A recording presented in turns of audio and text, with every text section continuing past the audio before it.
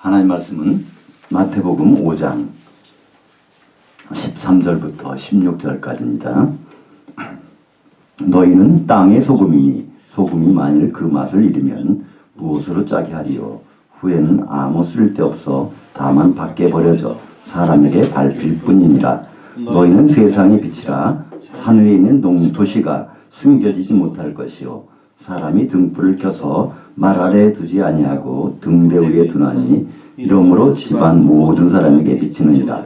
이같이 너희 빛이 사람들 앞에 비치게 하여 그들로 너희 착한 행실들을 보고 하늘들에 계신 너희 아버지께 영광을 돌리게 하라.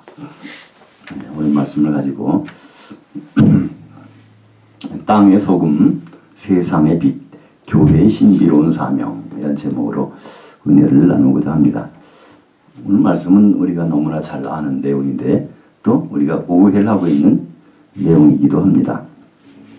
요즘 세상이 교회를 걱정한다는 말이 많이 나옵니다. 그래서 세상에 교회 문제들이 세상 법정에 가서 지금 막 싸우고 또 법정에서는 그래서 교회에 대해서 걱정도 하고 이런 내용들이 신문 기사나 인터넷을 통해서 많이 나오고 있죠. 교회가 세상의 빛과 소금의 역할을 잘 감당해야 되는데 그것을 못한다는 것입니다. 오히려 교회가 더 어둡고 교회가 부패하고 그래서 세상이 교회를 걱정한다 이런 말이 나오고 있는 것이죠. 하지만 이는 예수님의 교회가 무엇인지를 오해한 데서 온 생각입니다. 세상이 걱정해주는 교회라면 그건 예수님의 교회가 아닙니다. 마태복음 16장 18절에 보면 너는 베드로라 내가 이 반석에 내 교회를 세우리니 음부의 권세가 이기지 못하리라. 내 교회라면 이 음부의 권세가 어쩌지 못하는 것이 내 교회, 예수님의 교회라는 것입니다. 근데 음부의 권세 앞에 다 무너지고 만다면 이거는 예수님 말씀이 잘못되지 않은 한 절대로 예수님의 교회가 아닌 것입니다. 예수님의 교회라면 세상이 걱정해 줄 대상도 아니고요. 또 예수님의 교회는 세상의 부패 방지 용도로 존재하고 있는 것도 아닙니다. 교회는 그리스도의 몸이고 또 교회는 그리스도의 아내입니다. 이 두 가지 사실을 놓고 우리는 교회를 생각해야 되는 것이죠. 오늘 본문 말씀에 이것을 소금이다 또 빛이다 이 두 가지 가지고 몸이 되는 것과 또 그리스도의 아내가 되는 것에 대해서 주님은 말씀하고 계십니다. 마태복음 5장부터 7장까지를 산상수훈이라고 합니다. 이제 산에 올라가서 사도들에게 12사도에게 하신 말씀입니다. 누가복음 6장에 보면 제자들 중에서 12명을 특별히 불러가지고 그들에게 하시는 말씀이 이 산상수훈인 것을 볼 수 있습니다. 5장에서는 바로 이 천국에 대해서 심령이 가난한 자는 복이 나니 천국이 저희 것이며, 그러니까 천국이 누구의 것인지부터 얘기합니다. 그러니까 천국은 현재형이거든요. 이때 이 심령은 영 안에서 갈급한 자라는 뜻입니다.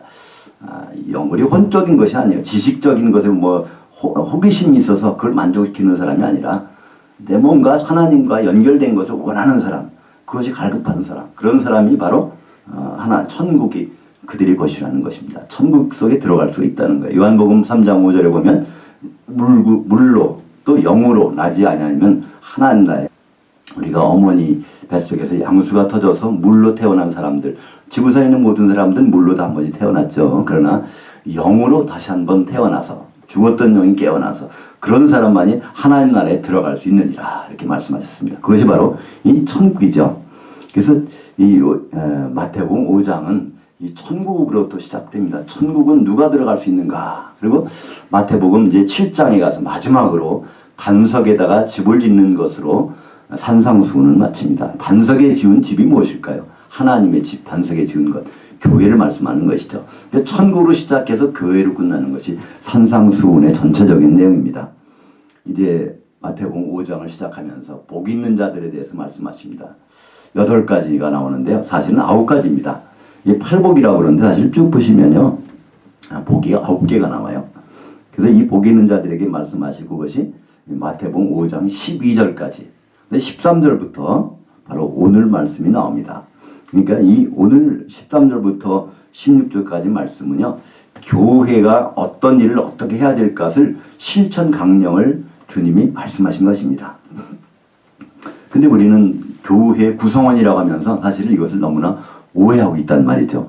13절에서 보면은 너희는 땅의 소금이니. 근데 우리말 성경에 보면 세상의 소금이라고 돼 있어요. 번역이 아주 잘못된 것입니다. 우리는 세상의 소금 역할을 하라고 주신 것이 아니에요. 땅의 소금이라고 그랬습니다. 그럼 과연 이 땅이 무엇일까요? 우리는 성경을 볼 때 그 단어가 바로 앞에서 뭐라고 했는지를 보면 쉽게 알 수 있습니다. 바로 마태복음 5장 5절에 보면요. 이 땅에 대해서 주님 미리 말씀하셨어요. 온유한 자는 복이 있나니 그들이 땅을 기업으로 얻을 것이며. 그래서 온유하라는 뜻은 야생마가 길들였다는 그런 뜻입니다. 그러니까 하나님께 길들여진 자는 복이 있다는 거예요. 바로 땅을 기업으로 받을 것이기 때문에 그 땅은 바로 교회를 말씀합니다. 이 세상이 밟고 다니는 땅이 아니라 영원히 남는 기업, 그것은 교회밖에 없거든요. 그 땅이 교회라 하는 것은 우리가 여러 군데 찾아볼 수 있지만 우리는 골로새서 1장 18절에 보면 예수님은 교회의 머리시라고 그래요. 에베소서 1장 22절에도 예수 그리스도는 교회의 머리시라고 합니다. 그러니까 교회의 머리신 분이 예수 그리스도신데 요한계시록 5장 1장 5절에 보면 땅의 왕들의 머리가 되신 예수님이라고 합니다. 그러면 교회와 땅의 왕들과 같은 뜻이라는 거예요. 그 땅의 왕들은 누굴까요? 왕 같은 제사장들, 우리 성도들을 가리키는 것입니다. 그러니까 바로 이 땅이라고 하는 것은 요한계시록에서 밝게 드러납니다. 바로 땅의 왕들의 머리가 되신 예수님, 교회의 머리가 되신 예수님. 그러니까 여기서 땅은 바로 교회라는 것이죠. 그렇기 때문에 땅의 소금이 되라는 것, 이것은 교회에서 소금이 되라는 것입니다. 근데 우리는 또 여기서 한 가지 소금에 대해서 오해를 많이 합니다. 소금이라는 것은 부패 방지용이라고 생각하죠. 생선 같은 거 쉽게 상하니까 소금에 절여 놓습니다. 그러면 근데 성경에서 소금은 전혀 다른 의미로 다른 기능을 말씀하고 있습니다. 예수님은 마가복음 9장 50절에 이렇게 말씀합니다. 소금은 좋은 것이로되 만일 소금이 그 맛을 잃으면 무엇으로 이를 짜게 하리요. 너희 속에 소금을 두고 서로 화목하라 하시니라. 이 소금이라는 것은 서로 응집시키고 뭉치는 역할을 하는 것이 소금입니다. 그러니까 교회에서는 여기에 몸을 이루어야 되는데 여러 지체들이 뭉치지 않는다면 그리스도의 몸이 이루어질 수가 없다는 거예요. 그러니까 이 사도들에게 특별히 말씀합니다. 너희 소금이 돼서 뭉치도록 해야 된다는 것입니다. 지금 우리는 어떻게 뭉칠 수 있습니까? 사도들이 기록인 성경을 통해서 우리는 뭉칠 수가 있는 것이죠. 구약에 이것을 예표로 나타냅니다. 구약에서는 제사 지낼 때 짐승의 피를 내서 그거 가지고 제사를 지냅니다. 근데 짐승을 사용하지 않는 유일한 제사가 있습니다. 그것을 소제라고 그러죠. 곡식을 가지고 그것을 가루를 만들어서 그것을 이렇게 떡으로 해서 구워서 하나님께 드리는 제사. 이걸 소제라고 합니다. 힐소자, 하얗게 드리는 제물. 거기에 들어가는 것이 반드시 소금입니다. 이게 이 곡식 가루가 뭉치기 위해서는 반드시 거기에 소금이 들어가야 된다는 것이죠. 이것은 예표입니다. 지금 우리가 알곡신자라고 그러는데요. 알곡신자는 거기서 끝나면 안 됩니다. 이 껍질이 벗겨지고요. 가루가 되고요. 거기 소금과 더불어서 뭉쳐져서 몸이 되는 것이 바로 교회고 그리스도의 몸이라는 것이죠. 그렇기 때문에 교회가 그리스도의 몸이 되기 위해서 소금은 전적으로 필요한 것입니다. 그래서 예수님이 산상수훈 시작에 벌써 이 말씀 하시는 것입니다. 너희는 땅의 소금이니. 세상에 나가서 세상을 부패하지 않도록 하는 것이 우리 목적이 아닙니다. 세상은 부패하게 돼 있어요. 원래부터 어둠이기 때문에 그렇습니다. 그리고 세상을 어떻게 잘 간수해서 쓰려고 하면 모두 하나님은 천지 창조하시고 나서 천지를 소각시키시겠습니까? 베드로 후서 3장 7절에 보면 이 하늘들과 땅은 그 원래 창조된 대로 그대로 불사름을 내기 위해서 잘 간수된 바라. 그래서 다 없어지겠다는 거예요. 이게 결국은 이 세상은 없어질 것입니다. 여기서 땅이라는 것은 바로 교회입니다. 14절을 보니까 또 이제 빛에 대해서 말씀하세요. 너희는 세상의 빛이라 말씀하십니다. 그러면 산위에 있는 도시가 숨겨지지 못한다. 근데 산위에 있는 도시라는 것은 예루살렘 성을 얘기합니다. 성지순례 가보신 분들은 아시겠지만 예루살렘은 이렇게 고원지대에 있어요. 평지에서 쭉 보다가 멀리서 밤에 특별히 보면은요 이렇게 높은 지대 위에 불이 바짝바짝합니다. 거의 도시가 형성되기 때문에 그 도시는 이게 감춰지지 않는다는 거예요. 빛을 자동적으로 비추게 된다는 거예요. 세상 사람들이 예루살렘 성을 밤에는 밤일수록 어두우면 어두울수록 그걸 볼 수 있게 된다는 것입니다. 그것은 바로 교회를 말씀하고 있습니다. 우리 교회는 세상에 바로 빛을 비추는 높은 지대에 있는 등이라고 하는 것이죠. 그러면서 또 말씀하십니다. 바로 사람이 이 등불 켜서 말 안에 두지 아니하고, 말이라는 것은 곡식을 뒤는 용기죠. 그 속에다 집어넣지 않고 등대에다가 이것을 둬야 비출 수 있다는 것입니다. 그 등대라는 것은 릴크니아라고 하는 헬라어를 쓰는데요. 요한계시록 1장에 보면 그 7 촛대가 나옵니다. 그래서 촛대는 각 교회인이라 이렇게 나오죠. 이 촛대와 교회, 등 똑같은 단어를 사용하고 있습니다. 그래서 여기서 말씀하시는 것은 바로 세상의 빛이라는 것은 우리 교회가 바로 빛을 비춰야 된다는 것을 말씀하고 있습니다. 왜냐하면 세상은 영적인 어둠이기 때문에 그래요. 빛이라는 건 어둠에 비칠 때 효과가 발생하지, 어둡지 않다면 빛은 아무 소용이 없잖아요. 그죠? 대낮에 가서 프레쉬 들고 아무리 비춰봐도 아무 소용이 없습니다. 우리 주님이 바로 세상의 빛이라고 하신 것은 분명히 세상이 어둠이기 때문에 빛이라고 하신 것입니다. 오늘 16절은 그 세상의 빛을 비추는 방법을 제시합니다. 그럼 우리가 어떻게 세상에다가 빛을 비춰야 될까요? 오늘 16절에 보면 그 방법론이 나옵니다. 우리 행실, 착한 행실이 바로 세상의 빛이라는 거예요. 세상 사람들이 볼 때 저 교회가 뭘 하고 있을까? 야, 저기는 구제도 하고 봉사도 하고 사람들께 서로 사랑하고 막 그런데 이걸 보여주는다는 말씀이 아닙니다. 여기서는 착한 행실을 보여주라는 거예요. 그럼 하나님께 착한 행실이라는 것이 뭘까요? 하나님께 착한 행실이 여기서 세상의 빛이라고 하는데요. 성경에서 착한 행실이라는 것은 하나님 보시기에 좋은 것, 이것이 착한 행실입니다. 세상 사람들이 좋아하는 것, 이것이 착한 행실이 아니에요. 길에 가는 사람 넘어지면 이렇게 세우는 거, 그건 세상적으로는 좋은 일입니다. 그리고 할머니, 할아버지가 무거운 짐을 들고 갈 때 이것을 들어주는 거, 그건 세상적으로 착한 행실이에요. 그러나 성경에서 말하는 착한 행실은 그와 차원이 다른 것을 얘기하고 있습니다. 창세기 1장에 보면 하나님은 첫째 날부터 여섯째 날까지 이제 빛이 있으라, 빛이 되라 이러면서 하나하나 일을 해가십니다. 그때마다 보시기 좋았다라는 말이 나와요. 히브리 말로 토브라고 하는데요. 보시기 좋았다라. 하나님이 보시기 좋은 것이 이게 착한 일이거든요. 하나님께. 근데 창세기 2장 18절에 가서는요. 보기가 참 안 좋다 하시는 말씀이 나옵니다. 아담이 독초하는 것이 내게 참 좋지 못하네. 내가 참 보기 참 안 좋아. 그래서 내가 돕는 배필을 지으리라. 그러니까 하나님이 보시기 좋은 것, 하나님께 착한 행실이라는 것은요. 아담에게 돕는 배필이 생기는 겁니다. 아담 누굽니까? 로마서 5장 14절에 보면 우리 오실자의 모형, 예수 그리스도의 모형이라는 거예요. 예수 그리스도의 모형, 그 아담인데 거기에 돕는 배필. 그러니까 바로 예수 그리스도의 아내인 교회가 세워지는 것. 하나님께는 이게 착한 일입니다. 교회는 성경에서 여자로 표현됩니다. 창세기 3장 16절에 보면요. 그 여자에 대한 운명이 나옵니다. 여자가 어떤 운명을 타고나죠? 거기 우리말 번역은 참 이상하게 돼 있어요. 그죠? 잉태의 고통을 크게 더하리니 이런 말이 나옵니다. 여자를 저주하는 것처럼 선악 갖다 먹었다고 저주하는 것처럼 보이는데 원래 성경 말씀 거기 4가지가 나오는데요. 잉태를 크게 더하고 그 다음에 출산을 하게 하고 세 번째는 바로 그 남편을 사모하게 하고 그 다음에 4번째 마지막으로 남편이 와서 메시아로서 통치하는 것 이것을 바로 여자의 운명으로 말씀하고 있습니다. 바로 교회의 운명을 말씀하고 있는 것입니다. 이 4가지가 바로 이 착한 행실이에요. 하나님 보시기에 착한 행실은 교회가 바로 예수 그리스도에서 이 4가지 일들을 하고 있는 것들 그것이 착한 행실입니다.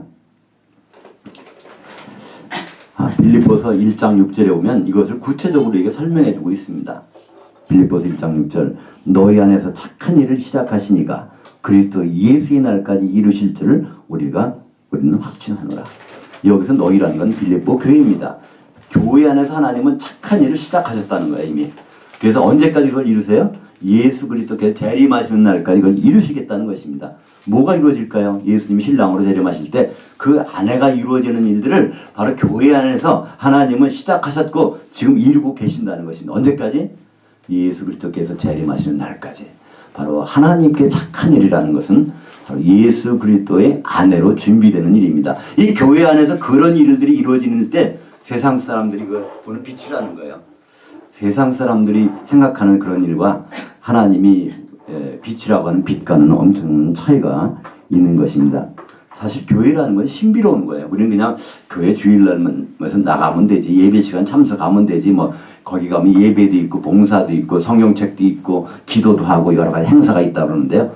교회는 그런 것이 아닙니다. 교회의 핵심은 두 가지입니다. 그리스도의 몸을 이루는 것이고요. 또 하나는 그리스도의 아내가 되는 것입니다. 이건 신비한 일이에요. 세상에는 없는 일입니다. 그래서 에베소서 5장 31절과 32절에는요. 큰 비밀이라고 합니다. 큰 비밀이에요. 예수 그리스도가 신랑이 되고 교회가 그의 아내가 되는 것, 이거는 만세전부터 감춰뒀던 큰 비밀이고 세상 사람들은 도무지 알 수 없는 것이라는 거예요. 바로 그것을 우리가 비춰주는 것, 어둠에서 모르고 있는 것 비춰주는 것, 그것이 바로 우리가 세상에 비출 착한 행실들입니다. 하지만 오늘날 교회는 이 신비로운 걸 상실했어요. 교회 자체가 하나의 기업처럼 되어버렸습니다. 교회 건물이 크면은 교회도 큰 건물 가져야 되고요.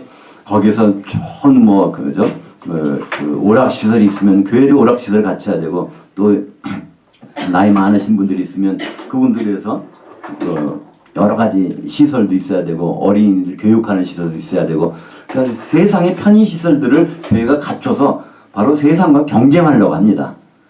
바로 복을 바라고요. 교회에서는 이 세상 일이 잘 되는 거예요. 뭐가 안 되면 하나님께 잘못됐으니까 저렇게 일이 안 되고 있지, 이렇게 얘기를 합니다. 그리고 막 번영해야 되는 거예요. 그리고 성장해야 되는 것입니다. 이것을 교회가 세상에 비추는 빛이라고 생각하고 있는 거예요. 세상을 빛을 비추는 것이 아니라 교회가 세상에 추구하는 것과 똑같은 걸 추구하는 거예요. 그러니까 세상 사람들이 볼 때 어떻습니까? 교회가 세상의 경쟁 상대가 된 거예요. 세상에 건물이 멋있는 게 있으면 그 옆에 교회는 더 멋있어야 되고요. 그죠? 세상에 사람들이 많이 모이면 교회는 더 많이 모여야 되고요. 다 세상 사람들과 경쟁하는 것이지, 세상 사람들이 보기에 저 교회 안에는 우리가 모르는 뭔가 특별한 거 있을 것 같아, 그런 신비한 것은 하나도 발견이 안 된단 말입니다. 바로 교회는 세상에 그리스도의 신비한 것을 보여줄 수 있는 유일한 기관입니다. 그럴 때 세상 사람들은 세상에 없는 교회에 뭔가 있다는 것을 그들은 살펴볼 수 있다는 거예요. 우리가 전도하서 예수 믿으라, 예수 믿으시오, 성경에는 그렇게 하는 말씀이 없어요. 오히려 뭐라고 말합니까? 베드로전서 3장 15절에 보니까 너희 마음에 그리스도를 주로 삼아 거룩하게 하고 너희 속에 있는 소망에 관한 이유를 묻는 자들에게 대답할 것을 항상 준비하되 온유와 두려움으로 하고. 세상 사람들이 정말 저 사람이 예수 잘 믿어? 도대체 저 사람은 무슨 생각이 있길래, 무슨 소망이 있길래 저럴까? 이렇게 질문할 때 질문에 대답할 것을 갖고 있으란 얘기예요.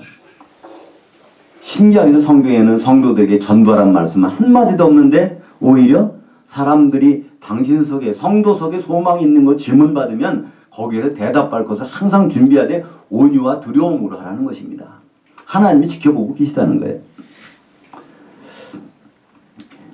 교회가 진정 하나님의 착한 행실을 추구할 때 세상 사람들은 교회를 그때서 교회는 뭔가 다르구나 인정할 것입니다. 그때는 세상 사람들이 교회를 걱정은 안 하는 거예요. 오히려 뭔가 이상한 것이 있나 보다. 그러니까 우리가 이 세상 살다 이렇게 죽고 끝나는 줄 알았는데 저 사람들 보니까 그게 아닌 것 같아. 이 세상 일 가지고 일비 좋으면 막 좋아하다가 싫으면 막 울고 하는 그런 것이 아니라 저 사람들은 뭔가 다른 것 같아. 그것을 발견할 수 있을 것입니다. 그것이 무엇입니까? 우리가 이 교회 안에서는 소금의 역할, 세상에서는 바로 빛의 사명을 감당해야 되는 것입니다. 교회 안의 소금이라는 건 뭐라고 그랬죠? 우리가 지체들이 서로 한 몸이 되는 거예요. 서로가 따로따로 노는 것이 아니라 예수 그리스도 안에서 한 몸이 되는, 예수 그리스도 안에서 한 몸 된다는 건 간단합니다.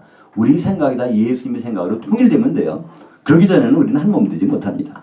두 번째로 그 빛은 뭡니까? 오늘 분명히 말씀하시죠. 16절에 너희 빛이 사람들 앞에 비치게 하여 그들로 너희 착한 행실들을 보고. 그러니까 우리가 비칠 수 있는 빛은요, 우리가 착한 행실을 하는 것이 세상의 빛이라는 거예요. 그런데 이 착한 행실은 뭐라고요? 하나님 보시기에 착한 행실, 하나님이 보시기에 착한 행실은 빌립보서 1장 6절에 보면 이미 교회 안에서 시작하셨다는 것입니다. 언제까지? 예수님 재림하실 때까지 이루려고. 예수님 신랑으로 오십니다. 그분이 기대하시는 것은 그분의 아내잖아요. 그것이 바로 우리의 착한 행실, 세상에다가 보여줘야 될 착한 행실입니다. 그것을 보여주게 되면 세상 사람들은 우리 교회를 걱정할 필요도 없어요. 오히려 눈을 크게 뜨고 바라볼 것입니다. 우리는 이 세상에다 소망을 이렇게 살았는데 저 사람들은 다른 데 소망이 있는가 봐. 도대체 그것이 무엇일까? 결국은 그들을 바로 어둠에서 나오게 해서 빛 가운데 인다는 중요한 사명이 바로 교회 가운데 있는 것입니다. 사랑하는 성도 여러분, 우리는 교회 안에서는 정말 소금이 되어야 됩니다. 그리고 우리 세상을 향해서는 빛을 비춰야 됩니다. 근데 그 빛은요, 다른 빛이 아니라 하나님 보시기에 착한 행실. 하나님은 어떤 것을 착하게 보신다, 좋게 보신다고 그랬습니까? 아담에게 돕는 배필이 생기는 것, 예수 그리스도에게 아내가 생기는 것, 이것만이 하나님께 착한 행실입니다.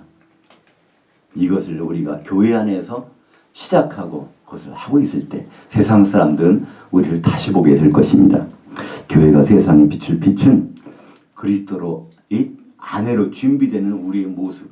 그게 있다면 그들은 이제 빛을 바라보고 우리를 주목할 것입니다. 그게 없다면 우리는 세상의 하나의 친목단체와 다를 바가 없는 것이죠. 땅의 소금, 세상의 빛, 바로 교회의 신비로운 사명입니다. 기도하겠습니다.